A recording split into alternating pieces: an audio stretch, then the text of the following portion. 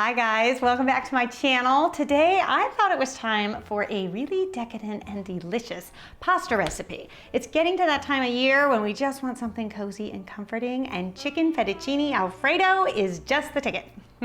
Now this fettuccine Alfredo is a little bit different than my original recipe that I posted a few years ago because we're not going to be working with heavy cream. So most often a classic Alfredo sauce is heavy cream, Parmesan cheese, and lots of freshly cracked pepper, which is a great way to go. And if you want to go the classic route, I will link to that video below. But for this recipe, we're actually going to be working with a bechamel sauce.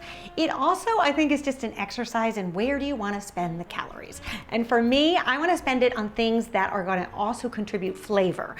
So that's going to be the butter and the Parmesan cheese. I'd rather kind of load up there than load up on the heavy cream, which is good and is going to give you that decadent texture, but you're not going to get a lot of flavor for the heavy cream. But you guys decide and you take the route that best suits you. So I just have two bone-in, skin-on chicken breasts here that we are going to roast at 375 degrees Fahrenheit for just about 45 to 50 minutes, just until the chicken is cooked through. Okay, then once your chicken is done, I would keep the skin on and on the bone until you're ready to work with it. That way it'll just keep it moist and tender and it won't dry out. Now if you've never shredded chicken breast like this before, it's super easy. All you do is take two forks and you can just shred it into bite-sized pieces. Now I have heard of people taking this and taking it off the bone and just throwing it into a KitchenAid mixer and that shreds the chicken too. I've never done it that way because I never want to clean out my KitchenAid mixer. Okay, so I have all of this chicken shredded here. We're just gonna set this aside while we work on our mushrooms. So I like to use 3 different kinds of mushrooms just because in the fall, I don't know, I just crave mushrooms. And I think the different wild varieties sometimes will just give you the best flavor. Now, if you're not a mushroom fan, I know there are a lot of people out there that do not like mushrooms, and I am trying to convert you. Over the last few years. It's not working though on some people. So if you don't like mushrooms, it's totally fine. You could actually replace them with either some spinach, which I would just add to the sauce in the last few minutes of cooking, or you could also use broccoli. People really like chicken fettuccine Alfredo with broccoli. And if you were gonna do that, then in the last few minutes of your pasta cooking, I would just pop them in the pasta water. That would be the way to do it. So I have about a cup and a half of portobello mushroom. Then I also like to use some shiitake mushrooms. So I've got a cup of shiitake mushrooms just sliced here. And then for my third mushroom, I like to use cremini mushrooms. And they look probably the closest to a white button mushroom, but they're a little bit darker. And from what I've heard, they have a little bit more nutritional value. So if that's something you're considering, there you have it. Okay, so we're gonna use a large skillet, and I'll get it on a sort of medium-high heat.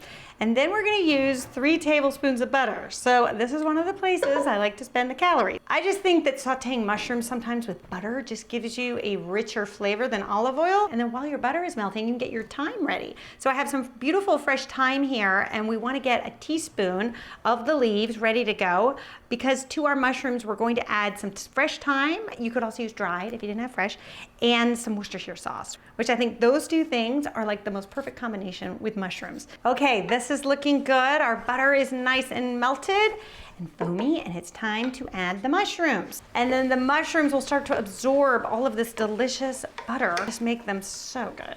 Now it is time to add a little bit of salt, a little bit of freshly cracked pepper, and then we are going to throw in the thyme. There we go. These look so good. And then our Worcestershire sauce. Add 2 teaspoons. There we go. See, our mushrooms are done. That's all we have to do. Now let's get to work on our sauce.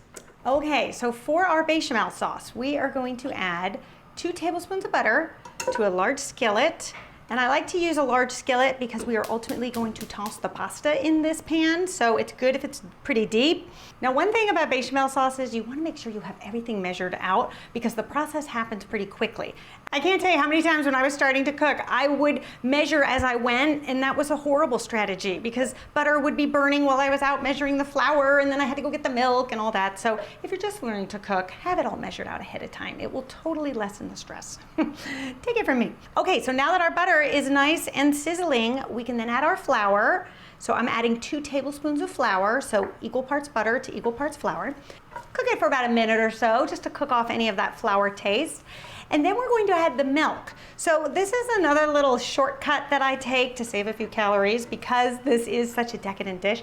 I use 2% milk. So you can totally use like low fat, non-fat, whatever you have. I've done it with all of them and it totally works. So what is actually going to make it creamy and thick is the flour. So the flour is the great thickener here. Now we have to let this simmer in order for it to do its thing, because you can see it's not very thick yet.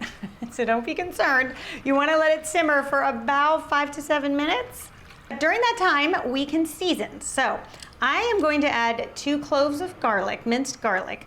Traditionally, you would probably add like some grated nutmeg. I like to add the garlic because I think it gives what is a very simple sauce a lot more flavor.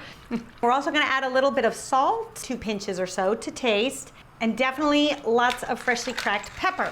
I think that's another thing that makes bechamel sauce really delicious, the cracked pepper. Now while we're waiting for this, we can cook our pasta. So I'm using just dried fettuccine noodles. I'm using about a ½ pound, which I think serves 4 people well, especially once we add the chicken and the mushrooms. So I don't really go overboard, only because it's a pretty filling dinner. You will see. All right, this is good to go. Once it looks like this, where it's thick enough where it's coating the back of the spoon, then you know it's perfect. Now another thing you can do while you're waiting for your pasta is grate your cheese. So I have a wedge of Parmesan cheese here.